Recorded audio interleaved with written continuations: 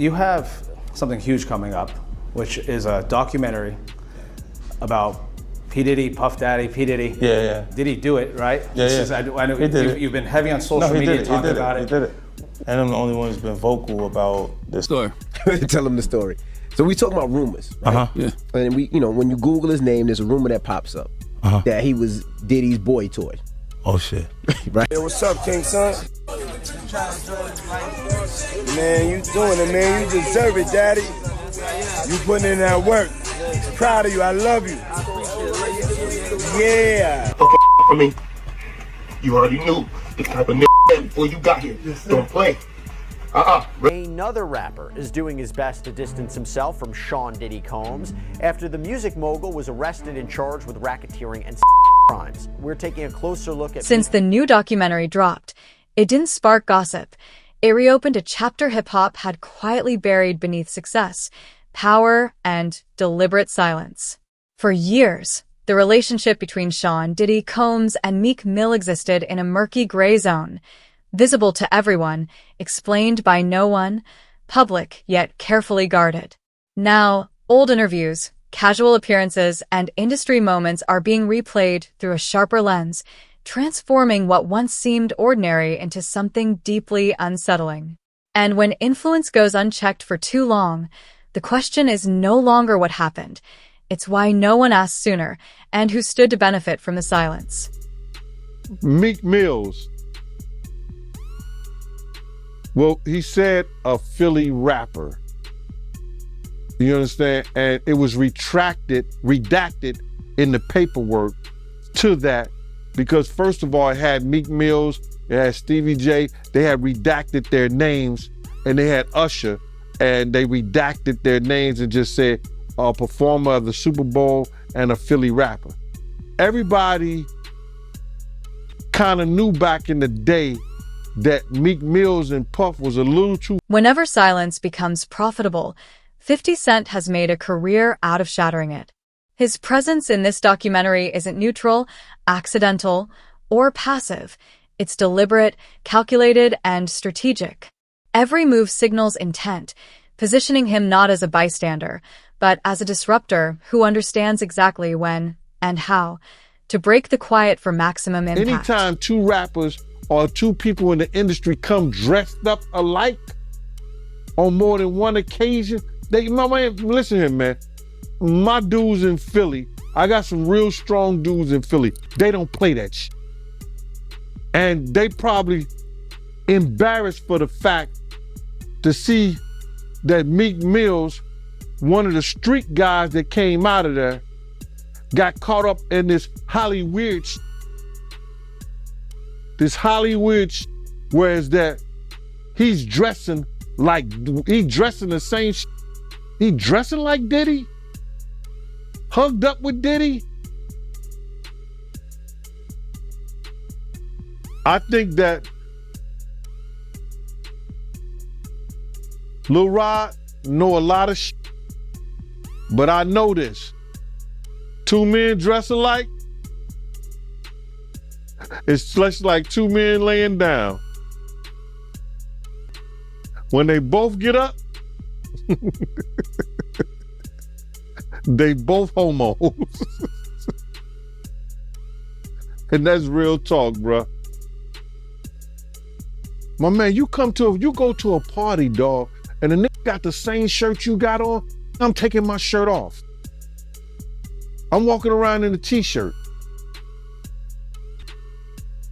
And then, not to blow Meek Mills up out the water or anything like that, it was said that they checked his Google search and all the other shit, and he was searching for some online gay porn and all the other shit like that. Oh, wow. That shit crazy, bro. But listen, those are what, it's crazy that money, that lifestyle, and you trying to fit into something get you. These guys never set out to do all this shit. Meek Mills, when he got into the game, he didn't set out to be question about his manhood with Diddy. But he put himself in that position. Having survived the industry without depending on its protection, 50 Cent speaks like a witness who walked away before the doors slammed shut. By choosing to speak now, he redirects the spotlight away from rumor and speculation and places it exactly where it belongs, on those who remained silent while power operated without limits. P. Diddy matching outfits picture goes viral after Meek Mill comes up in this lawsuit, right? You got this lawsuit where this dude is suing P. Diddy and people been going through it. He brought, I believe, a Young Miami name came up in it, like about her cousin, doing some things. And then the dude also stated that P. Diddy was bragging about getting with somebody who is a Philadelphia rapper who used to date Nicki Minaj. Goddamn, Meek. No, Meek, no. Boy, it's getting hot up in that kitchen now. It's getting hot up in that kitchen. So now all of a sudden, this pic done came out. They got the matching shirt on and all that. Boy, ain't looking good out here. Ain't looking good out here for Diddy and them. Ain't looking good. And this is just the beginning. You let them tell it. It's just the beginning. To turn around and just tear his whole life down, but it's all because of his mentors and the people that trained him and taught him the music business. It's all about the people who trained and taught him the music business, because Puff wasn't he wasn't born a monster. You know what I'm saying? He was made into a monster, brother. Do you understand what I'm saying? He was made into a monster from the stuff that happened to him, the things that he had to do. You understand? The things that he had to do to become who he is. You know what I'm saying? It's like this, brother. You never like something so much that you can't do it out. And you never be willing to do anything to get where you want to be at.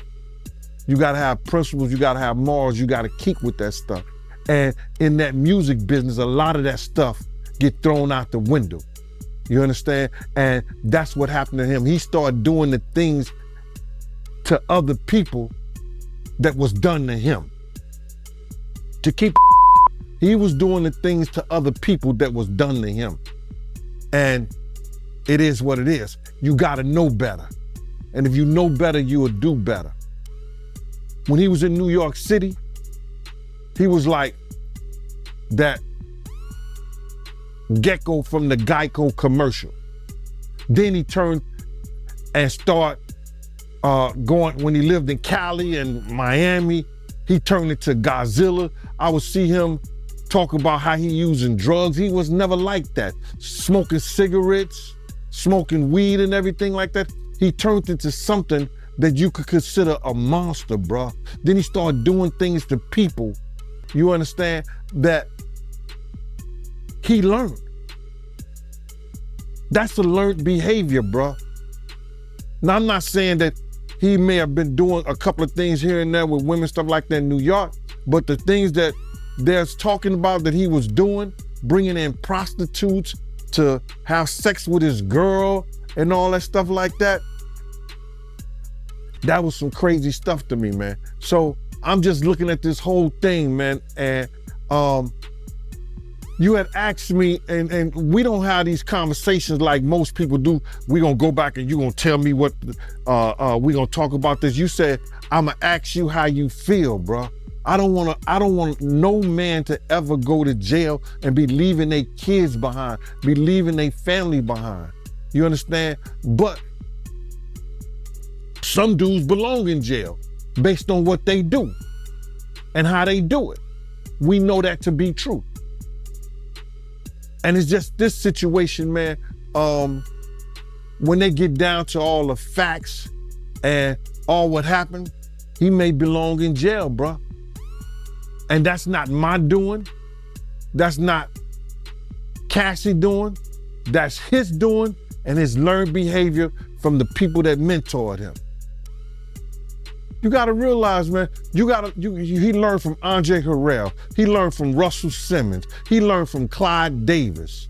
You understand? When those people are telling you that they were heavy into the drugs. Meek Mill stands at the center of the story, not as an accused figure, but as a deeply complex one.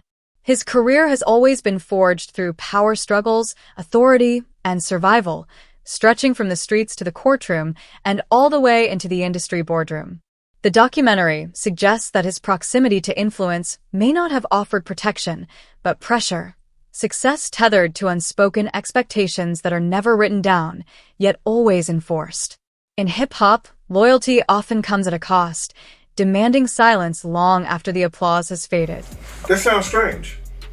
Because you as a man, if you know you ain't do nothing and you ain't got no problem with nothing and you sure with yourself, you don't give a what nobody else say.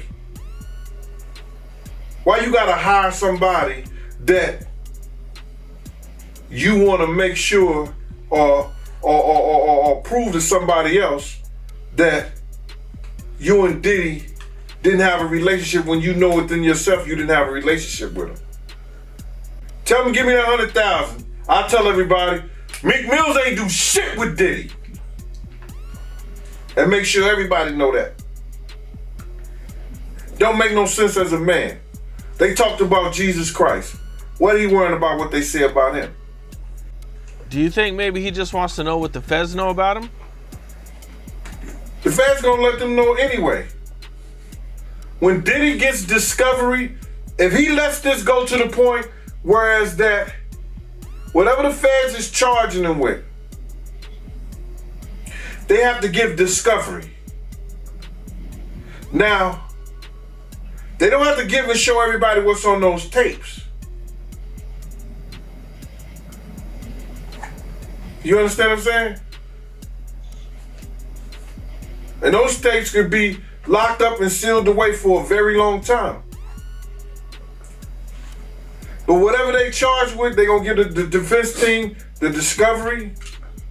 And if it's seen that somebody is there doing something that appears to be illegal, and he's a part of that, it'll be in the discovery.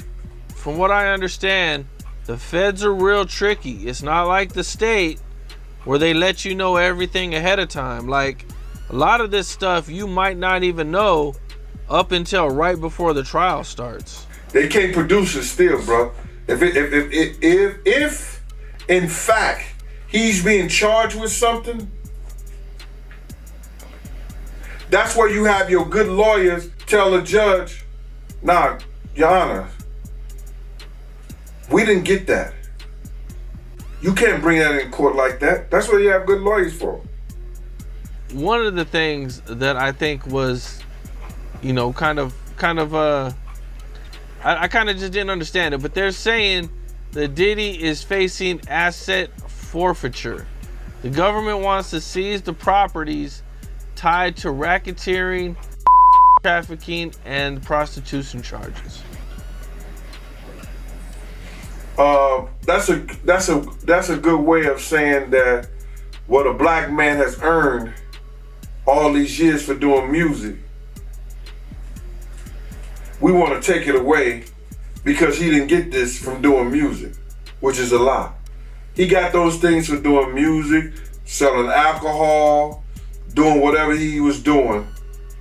So now they want to put a crime on it and try to seize his property and seize his things that he has earned, which has nothing to do with what they're trying to charge him with. Yeah, it's literally nothing to do with what he's being charged with, which is what I thought was kind of crazy, but... Sean Diddy Combs has long maintained a meticulously curated image, refined through decades of branding, reinvention, and control. But power rarely leaves visible fingerprints. Rather than relying on direct accusations, the documentary zeroes in on patterns, behavior, tone, and the subtle ways authority is exercised behind closed doors. His calm presence amid controversy reads less like confidence and more like familiarity, raising an unsettling question. Did chaos simply follow him, or was it quietly shaped by his influence all along? I think I told you about that. One time, him and somebody, him, Sarah, and this young girl flew from Atlanta, and they, and flying from Atlanta, we had this artist with us, right? And we were staying in the presidential suite at the hotel. And this particular artist and Puff, they told me, don't let nobody come in the room. So I said, all right, cool. So I propped my chair by the room door while they went in. So this artist's cousin knocked on the door. So I went to him and I let him in because I knew him, I see his face and everything. I seen his face several times before. He said, yo, I gotta speak to my cousin. And I said to him, I said, well, they busy right now, man, and they told me don't let nobody come in the room. He said, yo, I'm going in the room to get my cousin out. And I said, bruh, you ain't going in the room to get your cousin out. They told me nobody could go in the room. So he said, I don't care who you are, what you doing like that. I'm going to get my cousin. He went to go and try to open the room. I grabbed his ass, joked him up, and slammed him on the piano. And the next thing you know, Puff and this artist run out the room naked. And so then I said, I see the artist trying to grab a towel. Puff didn't give a shit. And the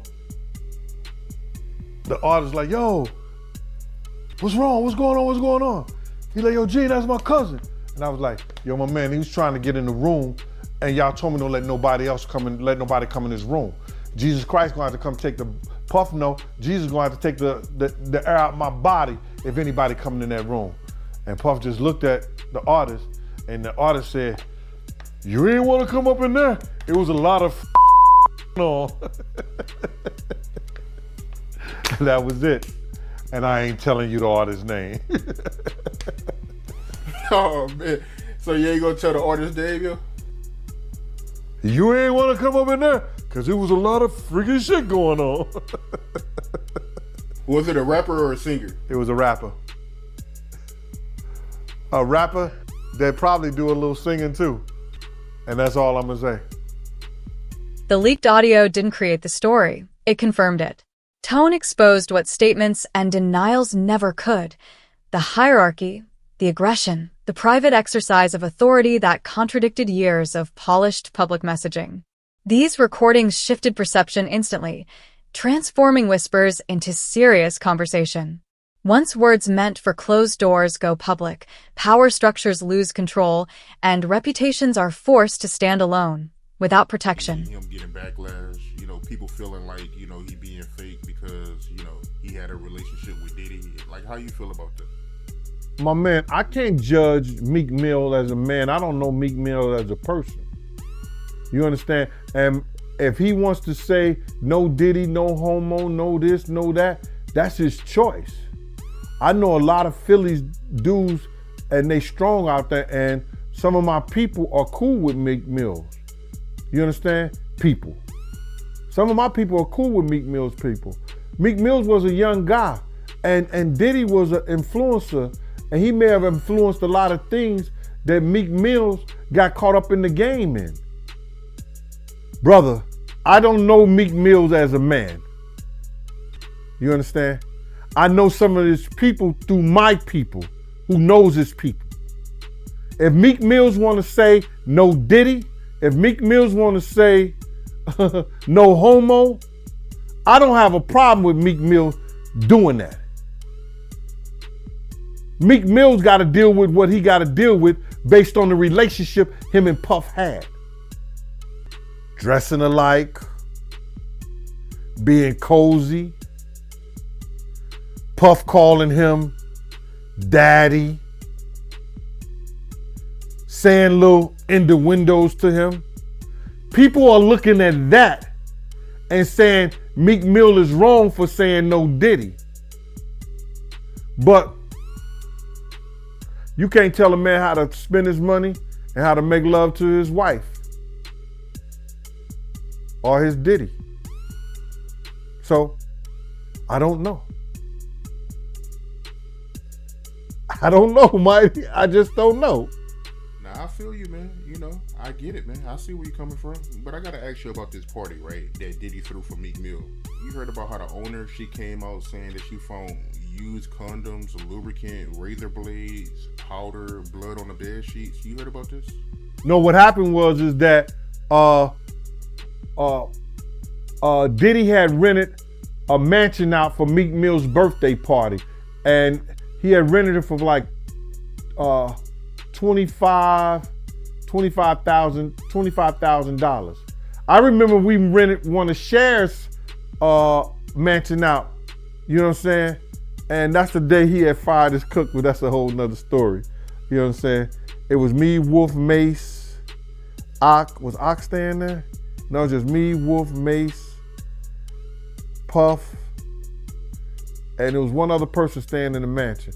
But anyway, long story short is that they came recently. This happened a long time ago, but they recently just made a statement that they found loads of cocaine. I wonder what they did with the cocaine, because they didn't turn it over to the police. They said they found loads of cocaine, razor blades. They said that the sheets were bloody, nasty. They found a whole lot of used condoms. And it was a Diddy party, giving in Meek Mill's honor for his birthday. I was like, yo, wow. They said it was disgusting the way that they left the place. So I know they got hit with another bill on top of that $25,000 and the different deposits they had to put down for cleanup and all this other stuff. It was crazy. It was one of the property managers, they had rented out a mansion. I heard about that whole story. Industry veterans didn't react with shock. They reacted with recognition. For many, the revelations echoed stories long whispered, dismissed for years as rumor or resentment. Insiders pointed to patterns that were always there, yet never documented. Carefully crafted reputations can delay the truth, but they can erase it. Eventually, every unchecked legacy comes full circle, demanding to be faced. But then if you got the A-listers, you know, you got to realize he ran with that that Rat Pack, and I don't even say their names because they said I got their names wrong last time. What's his name? Kushner. What's the other guy? Leonardo. Yeah, his name. Man, I don't keep up with these cats. But I heard that that's not only the tape that's being shot. There's some other tapes out there, other people too with him. And him doing some things with some other people. So it's quite a few tapes that might be out there, what they're hearing. And I don't want to see the tapes, but I want to know if they really true. Because if they got if they got some tapes out there and it's with some underage, whether it's celebrities or not, it's gonna be crazy, bro.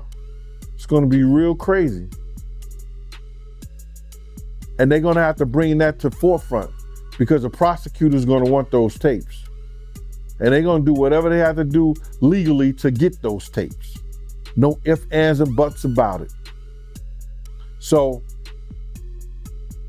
we just better hope for his sake, that that's just a bunch of bull crap. But then there's lawyers out there saying, yeah, the tape does exist. Lawyers got on television to say the tapes exist. I don't really know or trust that, because they was trying to say he had a tape with one of the bodyguards and this lady that came out. So we don't know what to think until we actually see that, and we get that version. You remember we had that bootleg version of R. Kelly tape? Yeah, I remember that. They don't even bootleg. Yo, they don't even bootleg no more, man. So it's gonna be hard to figure it out if it does exist. Do you believe the guy in the tape is white? If he's bigger than Diddy, and he's not none of the names that I said, probably so. But then they say he was young too. Yeah, they say he was young. Let me get his name right. I hope it ain't the Bieber. I hope it's not the Bieber. That's a good one. It might be him. But if they saying that the guy is young and he's an A-lister, I can't think of that many black people, man. Right, not at all. And somebody that more powerful, more of a celebrity than Diddy, you understand what I'm saying? If they were saying somebody that was more celebrity than Diddy, he was an A-lister, he was younger, you know what I'm saying? And if he's not black, it would have to be the Bieber. That's his name, Bieber. This story extends far beyond any single artist, reaching deep into the machinery of the industry itself. Behind every superstar lies a web of handlers, financiers, lawyers, and gatekeepers quietly shaping outcomes and controlling narratives. The documentary suggests that in hip-hop, protection isn't earned through loyalty, it's granted based on usefulness. And when the system starts to crack, individuals take the fall, while the structures that enabled them often remain untouched. You just don't just turn in a matter of years the way he was doing people, man. You understand? Check this out, bro. He led Biggs to his death. He caused a rift between Wolf and BMF that led to Wolf death. Cussed Wolf mother out. Lied about owing him $300,000. Cause you had asked me how I feel, and I'm gonna get into how I feel. Took a good friend of ours who raised money when he had the City College tragedy. A good friend of ours did things to make him popular in Harlem. Let him hang with us, be part of our crew the whole 9 yards. Disrespected him and wouldn't help him.